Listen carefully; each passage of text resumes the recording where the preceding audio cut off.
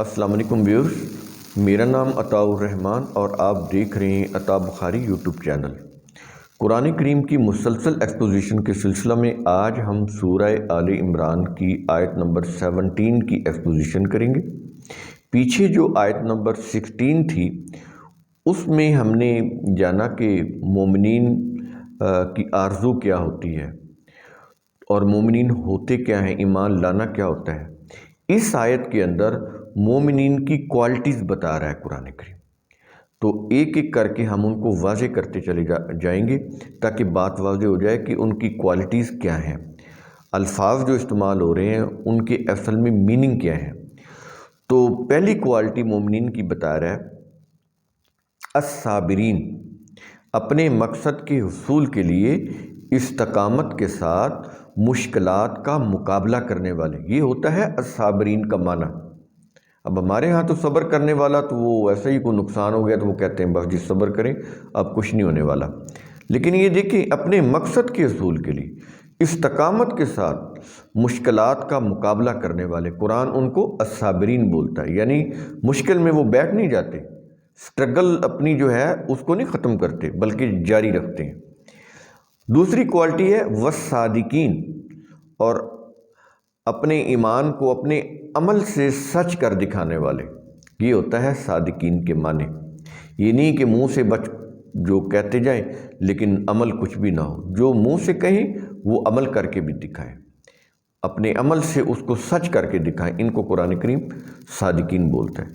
تیسری کوالٹی ہے والقانتین، یہ جو والقانتین ہے عام طور پہ ترجمہ تو یہی کیا ہوتا ہے اس کا کہ عاجزی کرنے والے، تو ایسا نہیں ہے۔ والقانتین، قوانین الہی کے سامنے جھکنے اور ان کے مطابق اپنی صلاحیتوں کو صرف کرنے والے، یعنی قانتین کا مطلب کیا ہے کہ سب سے پہلے تو اللہ کے قوانین کے سامنے جھکیں، اور اس کے بعد پھر صرف جھکنا ہی نہیں ہے کہ انہوں نے مان لیا، کہ جھکنے سے مراد ہے مان لینا کہ یہ قوانین ٹھیک ہے، صداقت پر مبنی ہے، ان کے اوپر ایمان لانے سے انسان کامیاب ہوتا ہے، یہ تو جھکنا ہو گیا نا۔ اور اب ان کے مطابق پھر اپنی صلاحیتوں کو صرف بھی کرنا ہے، اب اس کے اندر عمل آ گیا، یعنی جھکنا تو ایک آئیڈیالوجی ہے نا، اس میں کوئی کام نہیں کیا آپ نے، مانا ہے، لیکن اب قرآن کریم ساتھ ہی عمل کی بھی بات کرتا ہے۔ اسی قانتین کا ہی کریکٹر ہے، خصوصیت ہے کہ وہ ان قوانین، جن قوانین کے سامنے جھکتے ہیں، ان اللہ کے قوانین کے مطابق پھر اپنی صلاحیتوں کو صرف بھی کرتے ہیں، یعنی استعمال بھی کرتے ہیں۔ اور آگے ہے والمنفقین، اپنا مال و دولت انسانی فلاح کے لیے کھلا رکھنے والے، یہ ہے منفقین، ان کو بولتے ہیں۔ اپنا مال و دولت کس کے لیے کھلا رکھنا ہے؟ انسانیت کی فلاح کے لیے۔ اور آگے اگلا جو اس کا جو ہے وہ ہے والمستغفرین بالاسحار، یہ بڑا اہم لفظ ہے۔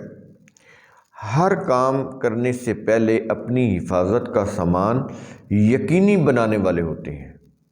اب یہاں پر یہ دیکھیں مستغفرین، اپنی حفاظت کرنے والے، حفاظت کا سامان کرنے والے، بالاسحار، یہ یہاں سے سحر بھی ہے، وہ جو صبح کی، اسی سے سحری بھی ہے، وہ جو روزے میں اٹھتے ہیں اور سحری کھاتے ہیں، تو وہ لفظ بھی یہیں سے لیا گیا ہے سحری کا، یعنی قرآن کی اسی لفظ سے سحری کا لفظ لیا گیا، بالاسحار، یہ عربی کا لفظ ہے۔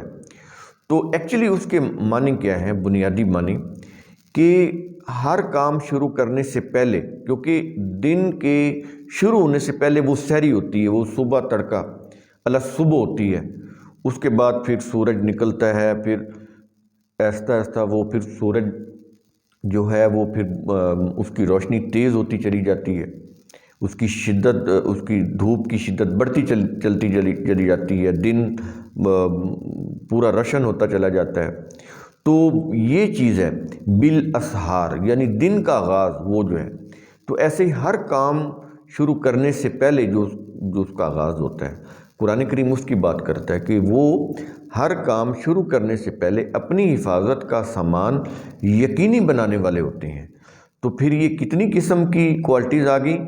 الصابرین، یہ پہلی کوالٹی، اور دوسری والصادقین کی، تیسری والقانتین کی، چوتھی والمنفقین کی، اور پانچویں والمستغفرین بالاسحار کی۔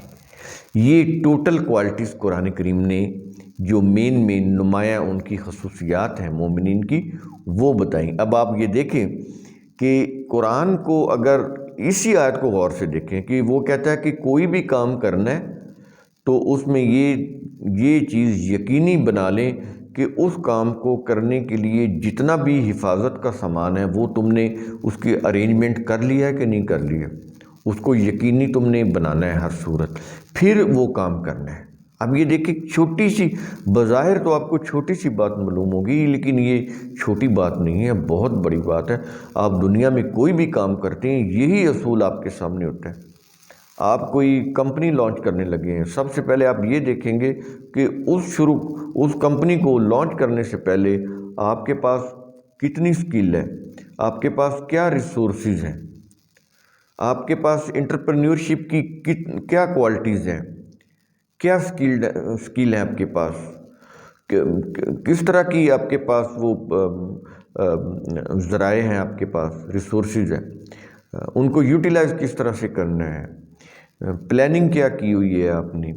تو یہ ساری چیزیں، ویژن کیا ہے، یہ ساری چیزیں کوئی بھی، میں نے ایک مثال دی ہے، تو کوئی بھی کام کرنے سے پہلے، اسی طرح جنگ کرنی ہے تو اس کے لیے بھی پہلے پلان کرنا پڑے گا کہ دشمن کی طاقت کیا ہے، ہماری طاقت کیا ہے، اگر یہ جنگ ہوتی ہے تو کیا کیا ریسورسز چاہیے اور کتنی تعداد میں چاہیے، فوج کتنی چاہیے، ایمونیشن کتنا چاہیے، یہ ساری ہر کام کے اندر قرآن کہتا ہے کہ اس سے پہلے پلاننگ کرو کہ اس کے لیے ریسورسز کتنے چاہیے۔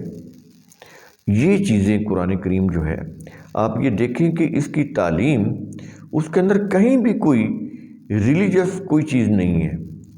زندگی کی عملی جو جتنی بھی امور ہیں ان سے متعلق قرآن کریم گائیڈنس یعنی رہنمائی دیتا ہے۔